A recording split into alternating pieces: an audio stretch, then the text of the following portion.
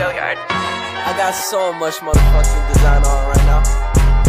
Bring it down, bring it back, make it clap. I got 3 old thoughts, new guap, wear that thing. Bitches on my line, and you know they come strapped. Hold up, what it not, 45, scope it cash like whoa. How you fucking with these hoes? Perlawanan Banten. Kesultanan Banten sendiri mencapai puncak kejayaannya saat diperintah oleh Sultan Ageng Tirtayasa 1651 sampai 1683.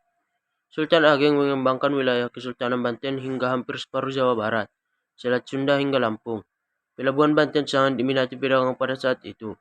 Pasalnya, Kesultanan Banten tidak menerapkan monopoli, sehingga perdagangan bisa berlangsung secara terbuka. Komoditas perdagangan di Kesultanan Banten ialah lada yang banyak dicari oleh bangsa asing, yang mengundang niat bangsa asing datang ke Banten.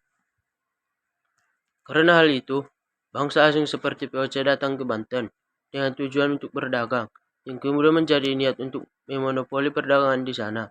Mereka melakukan hal-hal yang membuat pelabuhan perdagangan di Banten terhambat. Ini membuat Sultan Ageng mempertahankan perdagangan di kerajaannya. Sebab usaha mereka gagal, VOC memulai untuk melakukan rencana lain untuk menguasai Banten, yakni memulai kerjasama dengan Sultan Haji untuk mengambil tahta kerajaan dengan melakukan politik adu domba di antara Sultan Haji dan Sultan Ageng. Karena bantuan VOC, maka Sultan Haji berhasil mengambil tahta Kesultanan Banten. Namun sayang hal ini membuat masyarakat Banten menderita, sebab adanya perjanjian antara Sultan Haji dan VOC. Sultan Ageng melakukan upaya perlawanan yang dibantu oleh masyarakat Banten untuk mempertahankan Banten. Sultan Ageng harus ditahan dan wafat pada tahun 1692. Namun semangat rakyat Banten tetap bergejolak melawan VOC sampai VOC menyerah.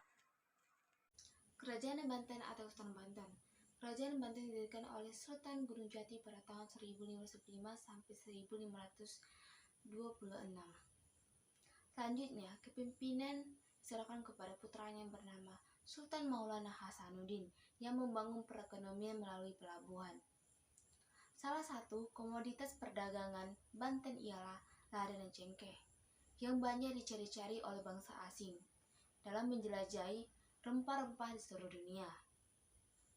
Hal ini terus berkembang dari sultan-sultan lainnya, sehingga pada masa kejayaan yang dipimpin oleh Sultan Tritaisya yang membangun bendungan atau saluran imigrasi sebagai dasar modal pengairan untuk perkebunan. Nah, dari sinilah asalnya nama beliau, yaitu Tritaisya yang artinya air. Dengan adanya perdagangan ini membuat Banten menjadi pusat perdagangan internasional di seluruh dunia yang sangat ramai pada masa itu karena letaknya yang sangat strategis. Namun, dengan adanya perdagangan yang sangat strategis ini memicu bangsa asing untuk menguasai Banten tersebut. Contohnya VOC yang melakukan monopoli perdagangan.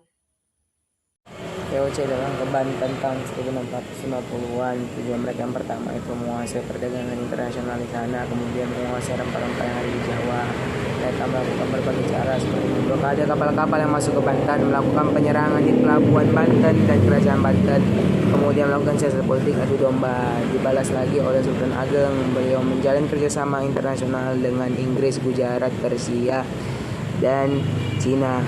Kemudian beliau membangun saluran irigasi sebagai pertahanan dan peningkatan produksi pangan dari sungai Pontang sampai sungai Untung di Jawa. Kemudian rakyatnya ikut berperang dengan menghancurkan lada dan cengkeh milik VOC di Batavia.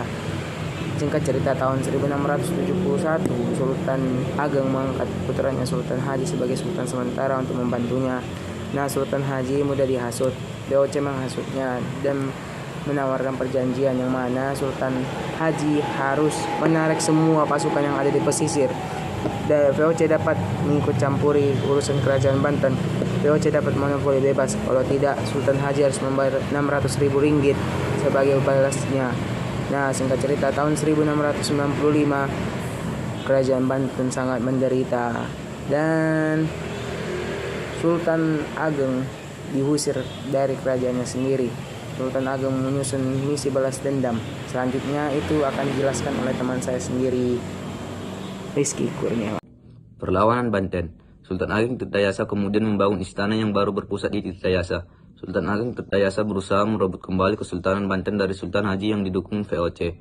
Pada tahun 1682, pasukan Sultan Ageng Tirtayasa berhasil mengepung istana Surosowan.